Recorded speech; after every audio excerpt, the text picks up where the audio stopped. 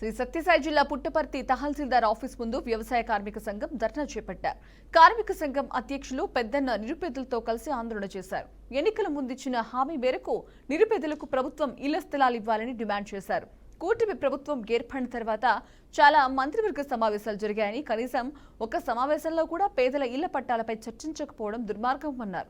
ఒకవైపు మున్సిపాలిటీ పరిధిలో 100 ఎకరాలకు కబ్జాకు గురవుతున్న అధికారులు పట్టించుకోవడం లేదని ఆవేదన వ్యక్తం చేశారు. పెరిగిన అద్దెలు చెల్లించలేక పేదలు ఇబ్బందులు పడుతున్నారని, ఇప్పటికైనా అధికారులు స్పందించి న్యాయం చేయాలన్నారు. అర్జీలు తీసుకొచ్చినాం సార్. గతంలో కూడా గ్రామ సభలు పెట్టినారు.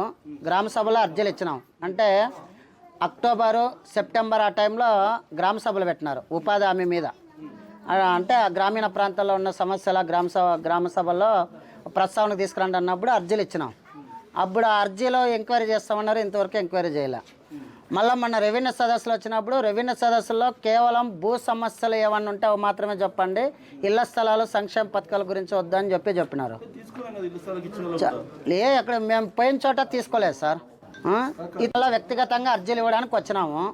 మా అర్జీలు తీసుకున్న తర్వాత ఎన్ని రోజుల లోపల విచారిస్తారు, మమ్మల్ని అర్హులుగా ఎన్ని రోజుల లోపల గుర్తిస్తారు, ఆ గుర్తించినటువంటి పేదలకి ఇళ్ల స్థలాలు ఎప్పటి లోపల కేటాయిస్తారు అనేది మాకు స్పష్టంగా మా అందరి సమక్షంలో పేదలందరికీ కూడా, మీరు అధికారులు రెవెన్యూ అధికారులు కాబట్టి ఒక మాటపూర్వకంగా మాకు స్పష్టమైనటువంటి హామీ ఇస్తే, పుట్టపర్తి మున్సిపాలిటీ పరిధిలోని గ్రామీణ ప్రాంతాల్లో సొంత ఇల్లు సొంత స్థలాలు లేనటువంటి పేదలను గుర్తించి దాదాపు వారం రోజుల పాటు ఆంధ్రప్రదేశ్ వ్యవసాయ కార్మిక సంఘం జిల్లా కమిటీ ఆధ్వర్యంలో సర్వేలు చేసి వారి ద్వారా ఈరోజు వ్యక్తిగతంగా అర్జీలు పెట్టిస్తూ ఈరోజు మండల తహసీల్దార్ కార్యాలయం దగ్గర నిరసన కార్యక్రమం చేపట్టడం జరుగుతూ ఉంది.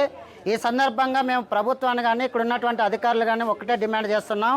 కూటమి ప్రభుత్వం ఎన్నికల ముందు పట్టణ ప్రాంతాల్లో పేదలకు 2 సెంట్ల స్థలం ఇచ్చి, గ్రామీణ ప్రాంతాల్లో 3 సెంట్ల స్థలం ఇచ్చి పక్కా గృహాలు నిర్మిస్తామని చెప్పింది.